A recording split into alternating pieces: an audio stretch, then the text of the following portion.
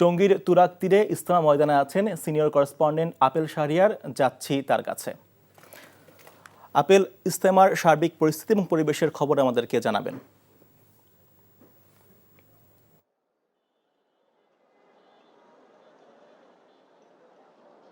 হ্যাঁ, বিশ্ব ইজতেমার দ্বিতীয় ধাপের আনুষ্ঠানিকতা শুরু হয়েছে। মূলত সকালের দিকে ভারতের মাওলানা হুসেন আহমেদ উনি আসলে জিম্মাদার যে সাথীরা রয়েছেন তাদের সঙ্গে আলোচনা করেছেন, অর্থাৎ যে 22টি জেলা থেকে মুসলিরা এসেছেন তাদের এই যে বিশ্ব ইজতেমার তাদের যে আনুষ্ঠানিকতা কি আমল করবেন সেই দিক নির্দেশনামূলক বয়ান এখন হচ্ছে। হওয়ার পরে আসলে আমি যেটা জেনেছি যে বাদ আসর অথবা মূল আনুষ্ঠানিকতা যেটা আছে সেটি আসলে শুরু হবে বয়ানের বিষয়।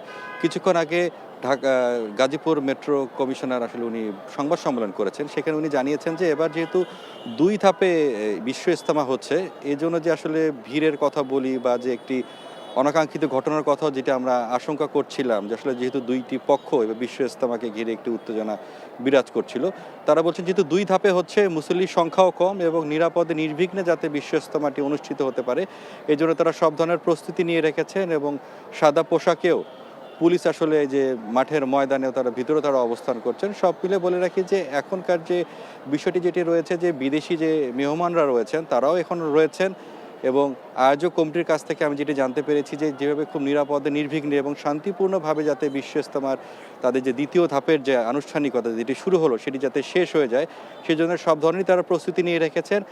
এখন মূলত হচ্ছে যে জিম্মাদার সাথীদের সঙ্গে আলোচনা হচ্ছে যে পুরো সময়টি তারা কিভাবে অতিবাহিত করবেন এবং মূল যে বয়ানটি সেটি যখন শুরু হবে সেটি আমরা দর্শকদেরকে জানিয়ে দেব।